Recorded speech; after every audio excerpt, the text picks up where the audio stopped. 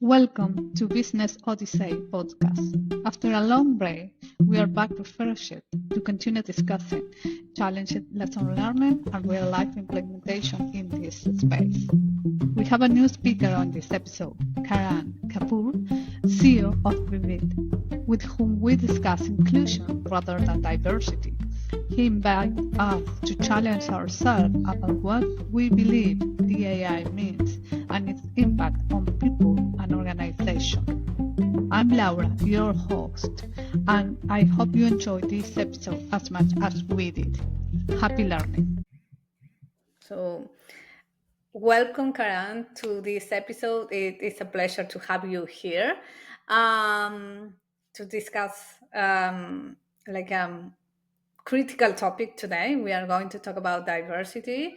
But before we jump into the conversation, I would love you to introduce yourself and tell the audience a little more about you and what you do and what you like and stuff like that also.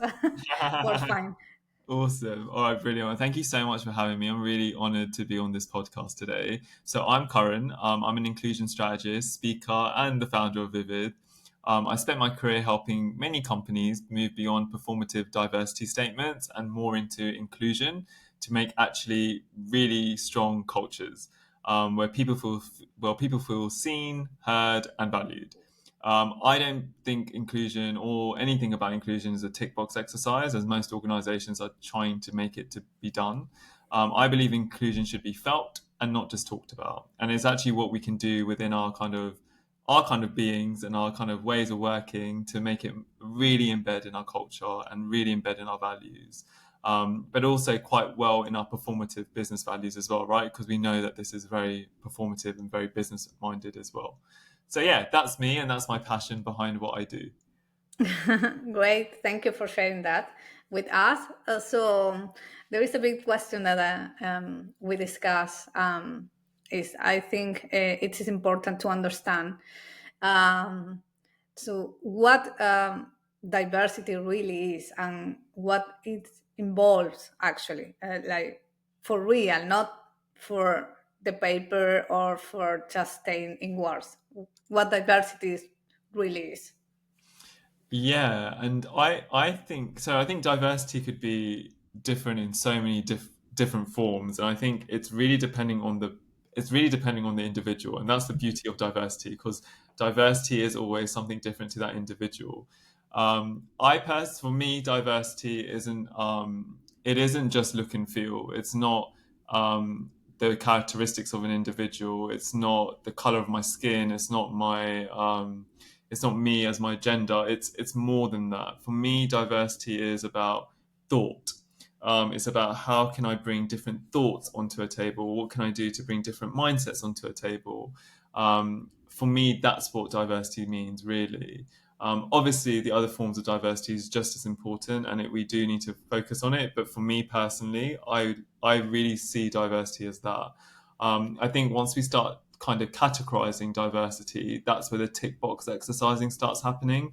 And we start thinking like, oh, we need this, we need a woman, we need a colored person, we need a disabled person, we need this, we need that. So it goes into box ticking exercising. But actually, if we just open our mindsets to lived experiences and thought, that's automatically going to bring difference to the table. So that for me is what diversity is. I'm thinking about what you are saying. At the same time, I'm thinking, okay, how do we articulate the thought with the behavior within the organization and within society? And the reason I ask this is because it's like many people think that they spread the word about diversity, or actually they do implement diversity. What we tend to see actually is that yes, we in the organizational world we have hired people from this country, or people from this ethnia, or people from this particular community, Mm-hmm. and we are a diverse company. Mm-hmm. So hearing you say the words, okay, what is not diversity for me, and what means for me is how do we articulate the thought with the behavior. It's a really good question, and it's actually like, and so when you articulate thought and behavior, is how you come across. It's a really good twofolded question, I would say. So when we're thinking about how do we articulate thought, is what is a thought? How do we show up to a table? How do we show up when we're in work? How do we show up when we're in a room? And that is us being our authentic selves, living our true selves to what we think we should be in a room and space, right? So I'm not guarded. I'm not feeling like I don't belong here. I don't feel like I have to be trapped to this narrative of what belonging looks like to fit in. So that's one thing I would say. And then how do you articulate that as a kind of thing of bringing people in is so many different ways. So it's not like how, for example, if you've delivered something, you deliver it through how I delivered it. So you're delivering through how you think differently. Because if I delivered a project, for argument's sake, I would deliver a project, but I would deliver a project in a very, very inclusive way. So the way I would do it was making sure people are, included in briefing calls, that people are included in team workshops, and how communications are done. I would show my process of how I work differently to other project managers that might be out there. So that's an example, and that might be a really great one, but it just shows the process of how you would do something that's a little bit different, and how you work, how you are as an individual, rather than just saying I delivered this, this, and this, and this, and this, and that's how I should get the job. And that's how I think you can articulate thought in a different way. But then to the other part of the question of like, how can they articulate thought of diversity? I think that's a really great one. And actually, you don't actually need to articulate thought of diversity if it's visually showing, number one. So visually, you don't want to, not from a tick box exercise perspective, not at all, but in the sense of like visually showing in how you come across when you're interviewing candidates, or how you come across when you're showing how your advertisings are like for your teams, how it comes across when you're advertising a product, creating a new product, creating new characters, creating anything, new scripts, we can go anyway. That's how you show diversity of thought. That's how you show I'm thinking differently. That's how you show I've got people around me that are also thinking just as different. And that's how you make other people around you, especially if you're a client group, especially if you're serving customers, that's how you attract more customers to come towards you. Because now I'm showing you I'm very diverse in my thoughts, and actually I'm actually appealing to more customers, and I'm bringing more customers into my business. My revenue is going up. So that's how I think businesses articulate diversity, not on a piece of paper. Okay. Now If comes a tricky that makes question. sense. Yeah. Yes. Yeah. That is why it's like I'm about to ask this question that Yeah. I believe is a little tricky, because, as you might know, there is a language over there about diversity. So, based also in my experience, that when I work with clients, I like to know about their culture, their thought, Yeah. how they behave in their culture, and therefore how they make decisions in life, in work, and so on.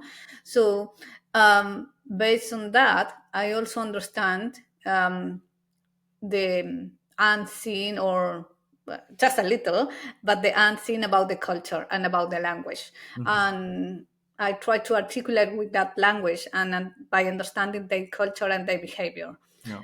to work in the work I do, that is transformation, right? So the tricky question is, how do we embed the language side on diversity without being unrespectful to others?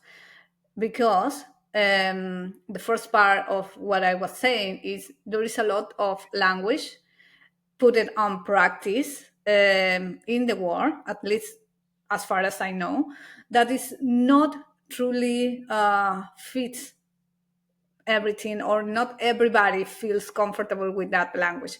So when we are talking about diversity and what is mean for each one of us, how do we yes, somehow articulate as well the language that we use when we actually practice. So I think if I've got the question right, I would say like the way you would be able to articulate something is firstly the way, and you should feel free to articulate what you feel about inclusion and how diversity looks like and so forth. But actually knowing that we're calling people into the conversation, not calling people out, so you feel safe to share what you feel. That's the beauty of articulating it in a way where you can say, this is what I think diversity looks like, this is what inclusion looks like, da, da, da, da. Once you have that feeling of psychological safety within that space to start talking about stuff like that, that's when you can start articulating. Now, when you've got clients or when you've got anyone you work, even you don't even need clients, if you're working for an organization that might be a bit different to what you are, you have to be able to feel comfortable and safe to start saying what are the challenges you're facing, what are the because as any a psychological safety does, right, it allows you Mm. to be sharing of problems and problematic things without looking like a pain or looking like, oh, this person's just an abrupt not a kind of they're not there to like make a difference, and they're just here to abrupt and change, and they just want change, they just want to keep changing. But actually, if you've got a space where you can say, well, actually, the benefits of doing this and the benefits of what I think this could look like, and being invited into the conversation, that is where the beauty lies always. But I also think tolerance is a really strong word to use here. I think we need to be tolerant of individuals, of everyone, right? Because I think everyone, like I said at the start of this podcast, diversity, everyone will see diversity different. Everyone will see inclusion different because it's an individual, personal thing. So when I'm in a space where I want to share what I feel inclusion is, not everyone is wrong to feel inclusion a certain way. Everyone has their own affection of what inclusion looks like, and they have their own opinion of inclusion.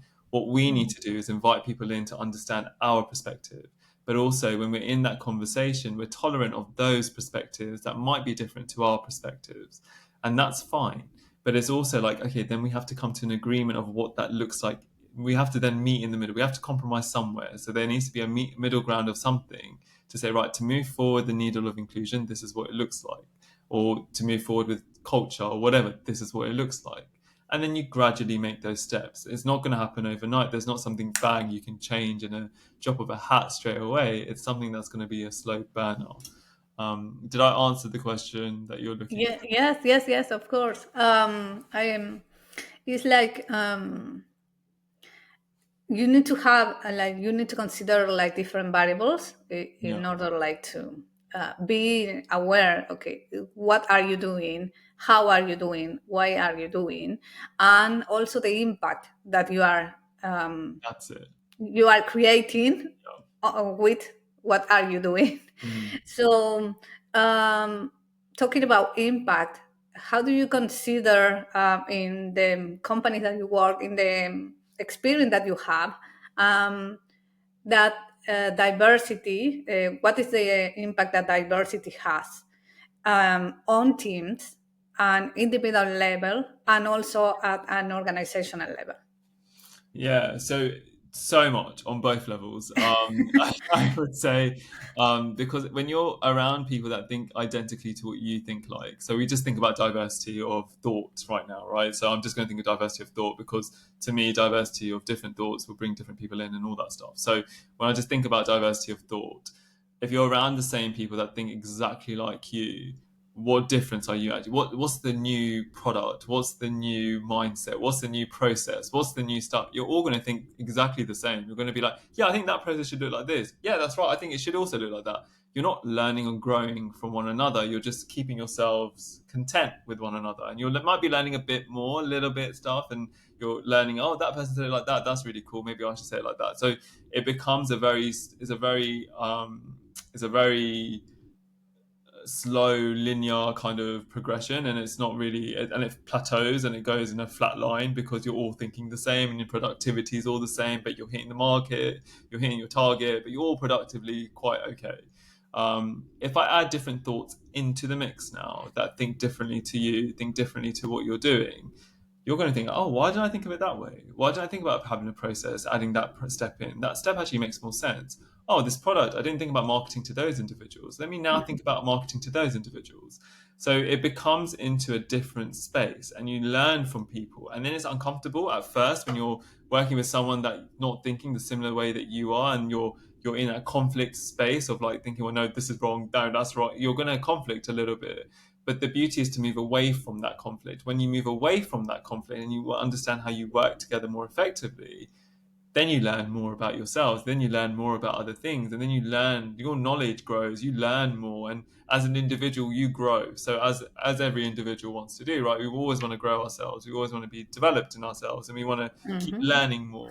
That's what you're going to be doing when you add different thoughts in. Then from an organization perspective, there's, I don't need to keep, I feel like it's been said everywhere, but you can Google it.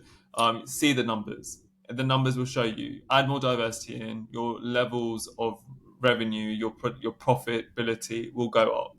It's fact. It's not gonna. You're never not gonna reach that margin of not having enough. You will have more revenue, more profit always. And that's the beauty, because actually before, when you're all thinking the same and you're all delivering to the same people, that's great. You're still getting your revenue in. But now when I start adding different people into the mix, now we're opening our market, we're opening our frame, we're opening our kind of floodgates to other people. We're getting more people coming in, we're getting more people buying us, we're getting more people selling, and so therefore we're making more money. So naturally that's the byproduct of what you get. Yes, I was thinking on a line actually that yes, it's like as humans we tend to get together with people that we align to, or Yeah, we share human like the behavior. same values, Yeah. we think like the same, not exactly the same, but 90% the same way. Mm. So when we encounter a situation that actually disrupted for us or uncomfortable for us, we get to the comfort zone we get out from the comfort zone. It's like yes, we find out something that is new, something that we are not comfortable with, and then we get along with that. And it's like by getting along, yes, we grow, yes, we learn something new, and at the same time we found out that we have something in common, Mm. so we tend to align again. Mm-hmm. I'm thinking that way. Yeah. So how do we find the limits on that alignment once they are not getting into the right place? They are not getting into look forward to us, like try something new. So I don't know if I'm I think so. clear with the question, but I think you are. So I think, like, in the sense of like, what's, so that line in the middle that you're saying, that what's the purpose? What's the ambition? What's the objective? What we're trying to achieve? yeah. That's your in the middle. If we're talking about work, especially, and if we're talking about that kind of space, that's the middle. That's where you agree on. That's what you have to say. Well, that's the output. We need to create this. Then that's the agreement, right? That's the agreement you have as two individuals, three individuals, four individuals, how many people? But that's the agreement you have as a group. Now from that, it's like, right, we now need to work towards it and hit that goal. How do we Mm. do that? But then we also invite people's thoughts and opinions in, and we have to accept that that's how we will grow. So we have to understand other people's opinions and thoughts, and also be tolerant. Again, that word tolerance is a really strong one. Being tolerant of one another, to be accepting that actually, sometimes it's okay for someone to think totally different to me, and I'm okay to learn from that and see where that takes me, and actually opening my mind. I say this word a lot about consciously inclusive. So being Mm-hmm. consciously inclusive is what I would say. And I think we're focusing a lot on the word diversity, but actually for me, inclusion is like the biggest, strongest word here. And when we're thinking about that middle ground, it's being consciously inclusive of everyone in that space. So if you are in the middle ground of saying, right, we need to hit that goal, we need to have the objective, but you're still butting heads, how am I going to be consciously inclusive of understanding someone and understanding how they're working, how they're thinking, what they want to produce, and so forth? That's the only way I can be, is be conscious about it, is to understand it. Okay, like, actually, this is what they wish to achieve. That's what I would say. Okay. Okay, understood. Thank you. I want to ask you about your experience when it comes to education and diversity, not just only in organization, but in our communities or the society as is.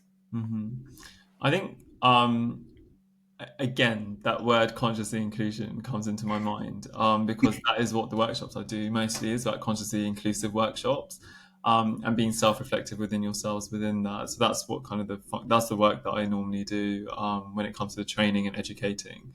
I think for us as individuals to start growing, and that's work, and so I mean it works outside of work as well. To be honest with you, that training, I think you can do it as an individual, and you still can grow and learn from it because you start learning about how you work as an individual. But I think if I think outside of organisations about how we can be trained into becoming more consciously inclusive about other forms of diversity, would be about educating ourselves and understanding ourselves a bit more about like what is it that we don't know of and putting ourselves in the uncomfortable zone or uncomfortable feeling of I actually want to learn more and I want to ask questions. I need to learn how to ask questions and how do I learn more to ask questions. So I think that's what I would advise is if you want to learn more is put yourself out there and understand from those places of different forms of diversity of what could you do to understand those individuals better. I'll give you examples. So for example, if I look at International Women's Day, or if I look at anything about women in general, Mm-hmm. now if you look at that space, how are we going to support women? How can we support women as men? Right, I'm a man, so how would I support women? How would I support women? I would make sure their voice is constantly heard. I would make sure their opinions are being listened to and also being action towards. I would also make sure how's the working relationship looking like for the whole team? Am I seeing them being marginalized? Am I seeing them being called out a lot? Am I seeing them doing the activities that they shouldn't be doing because they've been pushed towards that space because they're a woman? I would call in, not call. I don't believe in calling out. I'd call in those behaviours because I would make people change their mindsets and make them feel different in towards that space. But that's my role as a man to be able to do that in a space of where I can do. Then when I Mm-hmm. think about other things. So I'm Hindu, I'm not Muslim. So when I look at Ramadan, for argument's sake, I want to learn more about Ramadan. I want to understand how can I support an individual whilst they're going through Ramadan. What can I do to help them through that process so they feel comfortable whilst they're going through their Ramadan experience. And that's like, how, can I flex their working hours? Can I do this? Can I do that? That's for me to be able to do that for individuals to feel comfortable in a space. That's me learning as well, right? So how can I learn more from them to make it more comfortable for you to work in the working hours that we have, and how can I flex the working hours for you? How can I give you days off if you need days off, if you need time away? Like what can I do to make you comfortable to be successful in your work whilst you go through Ramadan? When I look at the LGBTQ plus for argument's sake, so as an ally, how do I help? How do I go and show up for them? How do I be available and be there to talk with them, to understand more about them, and how can I support them in that space as well? That again, allyship, that showing that you can not just you're not just there, you're more than that. You're there to learn, understand, and support, and bring them with you. And it's not, and I wouldn't say it's like a sympathy support. It's not doing anything. I'm not doing it from a sympathy lens, and I'm sympathizing. I'm being empathetic. I'm trying to understand. I'm trying to grow my brain. I'm trying to understand how can I make people work more effectively. I'm also trying to understand if I'm working and connecting with people outside of work, how do I connect with them more effectively as well? And that's how you would do it. That's how I would say education is actually putting yourself there, speaking to individuals that have different lived experiences to you. And I know I talked about the most generic or maybe the most spoke about topics, but I think sometimes that's a really good space to actually see what you could do to make a difference. Mm-hmm.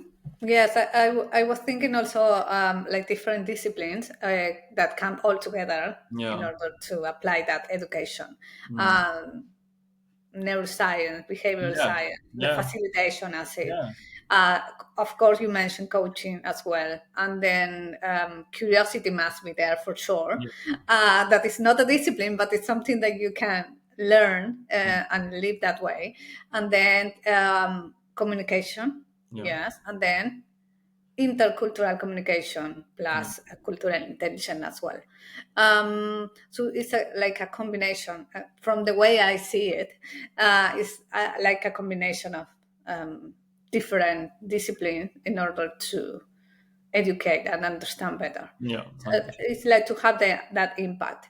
yeah. So, how do you work or with the people ops department at organizations so they can understand better? I mean, yes, they can understand better like the role, the impact that diversity has in organization, and not just to do it and put it on paper, for example. Not paper as it, but on the website. Yes, like we follow the diversity, and this is a diverse company, and blah blah blah. That I don't remember the exact word, but it's like going beyond that. If we are understanding onboarding processes, so how do we tackle that from a people ops function with that diversity of thought? That's a yeah, it's a really good question. So, and it's a quite loaded question as well. So I'll try to summarize it as much as I can.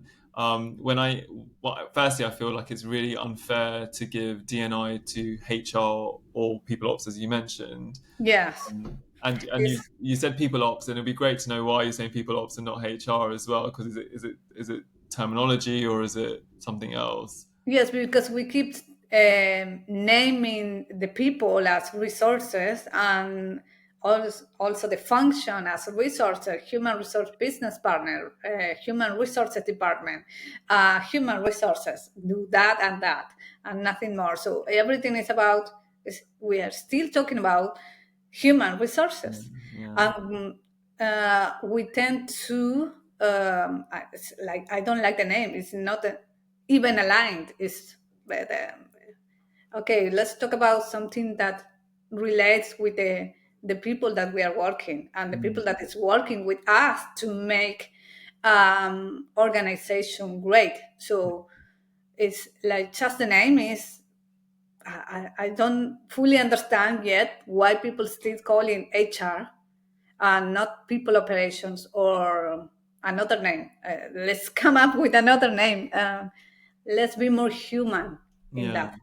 And it's quite nice, right? Because then the human word obviously is there, but then the resources, to your point, then you're just a resource and you're not more than a resource. Sometimes it feels as well. So I think like that's powerful in saying like maybe culture, people and culture. Like I love that terminology, people and culture, because I think you're then focusing on people and culture. But going back to the question of what we're trying to do, and I think for me it's unfair for any one function to own DNI.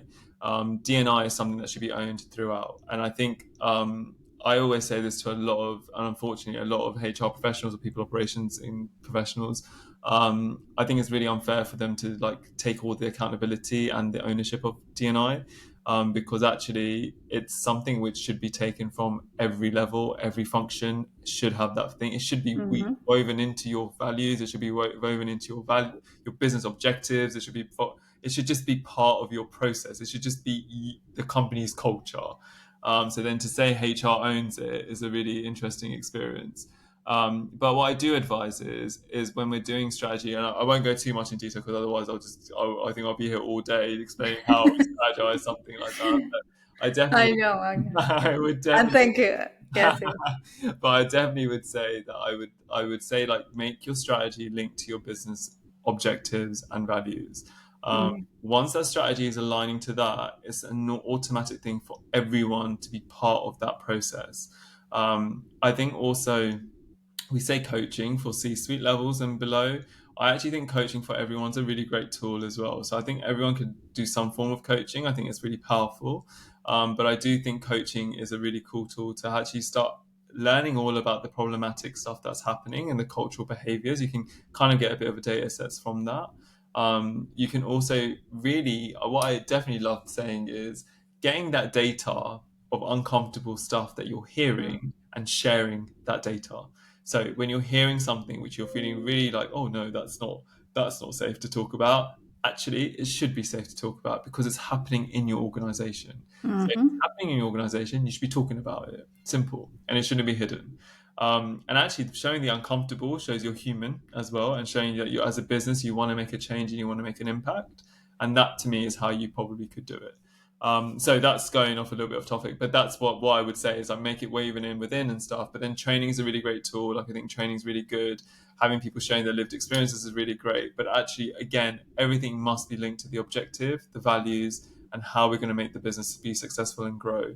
And that's how it should look like. And that's how your strategy should then also be built. Mm.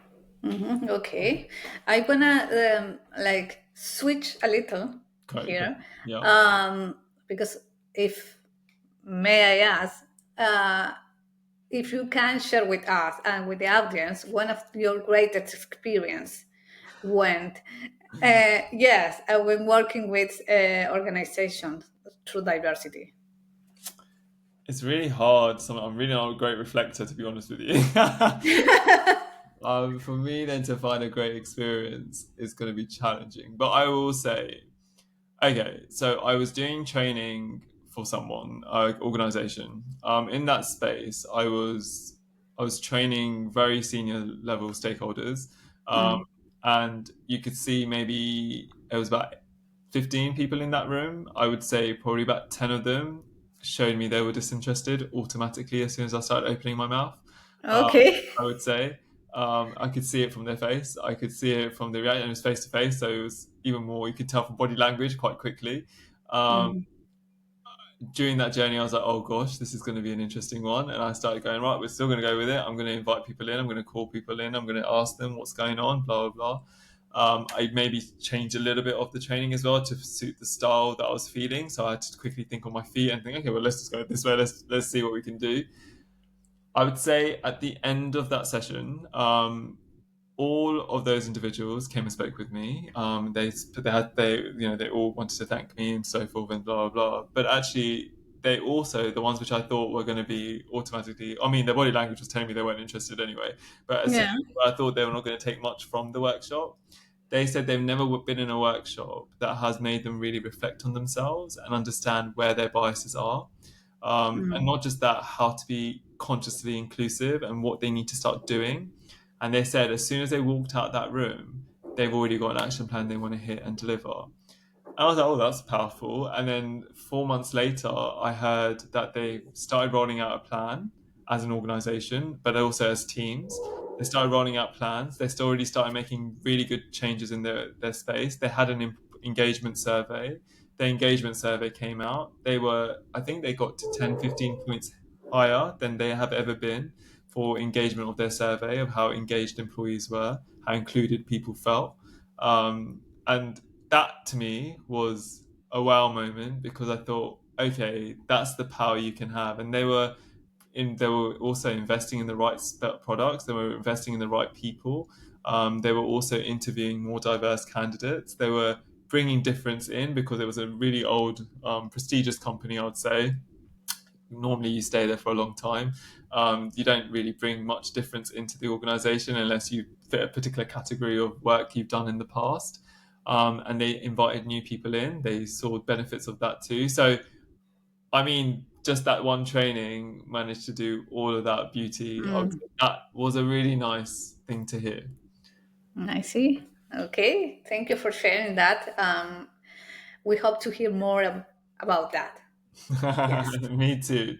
I mean, like Yes. it's great because I'm seeing the once you start learning about how you can become more consciously inclusive, you're then seeing that beauty really quickly, and then you're seeing people really actively want to make that change and difference. So fingers crossed, we keep going in Yes. that space. Finger crossed, please. Okay. So, like to move on and start closing, is like I have three questions. Okay, I will do one by one. I promise. cool. Maybe one more can jump in. Right. Uh, just letting you know. But the first one is, how do we make this change of behaviors and thought sustainable? What would be your piece of advice in that? Yeah, that's a beautiful question. And look, and I always say strategy can't be a 3-year plan for inclusion. I Mm. always say that. I've always said, look, there's no point in doing a 2 to 3 year plan of inclusion strategy, because actually, year on year, your people change. Year on year, your requirements change. Year on year, people grow, and we will never be the same for 3 years, and that's fact. So we shouldn't have a 3-year plan and say that's our strategy, that's what we're going to do. We should grow it. We should make it. We should continuously keep evolving. That's one way to keep it sustainable. I also think like it's beautiful how we link sustainability and inclusion together. Actually, so I spoke to someone amazing yesterday, and they gave me such an amazing example, which I'm going to share with you all today, because I think it's a gem. Yes. We talk about sustainability, about environment, the penguins, Yeah. the species that are going, that are through to all the global warming and everything that's happening in the world. They're becoming extinct, right? And but we're still worried about them. We're worried about the environment. We're doing things about the environment. How can we make it more effective? Humans are part of that environment. Why are we not focusing on humans as well? Why are we not making people feel included? Why are we not making people feel like they belong? That is part of an environment that we're creating. And I loved that saying, because actually it just felt real again. It was like, yeah, we think about everything else, but actually when we think about ourselves and people, what are we doing to keep it sustainably inclusive? What is that behavior? So like for me, it's like learning that, and learning, going back to that space again, I would say, of inclusivity and understanding how you can sustain that. But I would also say evolving, growing. Mm. Um, there might be something else I might add into this now as well about sustainability. I personally think these year-on-year performance reviews need to stop from a thing. I'll tell you why. I think it's really unfair that we perform individuals yearly for 1 hour or maybe half an hour and say Mm-hmm. how well you've done within that year, and what you delivered, what you can improve on, and so forth. But actually, if I continuously keep coaching that individual to be better and learning from that experience and how can they be more efficient, blah blah blah, throughout the whole year, am I not growing that individual? Yes, of course I am. So for me, that's sustaining, and that also is a way we can bring inclusion into that space as well, right? Because we're making a psychologically safe space, we're making people feel belonged, we're making them all of that feelings coming in, and that's how I think sustainability could work. Okay, sounds great. Interesting point. Like perspective, I like it. The next question is, what are your key learnings through all this year? What everything you have seen and experienced? What can you share with us? Okay, one thing I would say is people will never not want to be included. And that is one thing strong. You always, as human beings, as people, and anywhere we are, organizations, non organizations, anywhere in the world, you want to feel included and you want to feel like you belong. And that's coming through our political landscape at the moment, that's coming through work landscapes, that's coming through everything. We just want to feel like we belong and we're included. I think that's number one. Number two, if you're not invested in it and you're not going to want to make that change, I think then there's a lot of questions you need to ask yourselves of how we can become more invested in a situation where we feel, why is it such a problem for people to feel included? Mm. I would always ask the question of, why is it a problem? What is the issue? Why don't you want someone to feel included?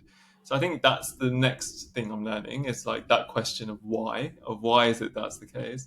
And then maybe the third one I've learned is the fear of being cancelled, and the fear of that cancelling culture that we've got. The cancel culture is what they call it. I would say that is a fear, but it's just a fear.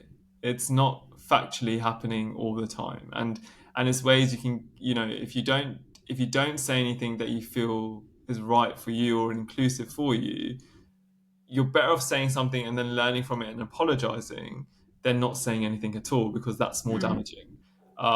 So I think that's the three learnings I'm learning for sure. Mm-hmm. Okay, I see. Thank you. Thank you for sharing that, Karen. As you said before, and I like talking as well.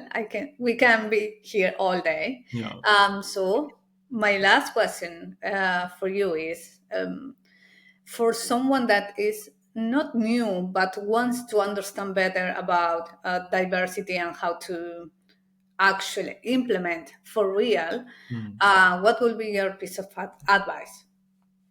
Be curious. Be curious. That is the one advice I would say.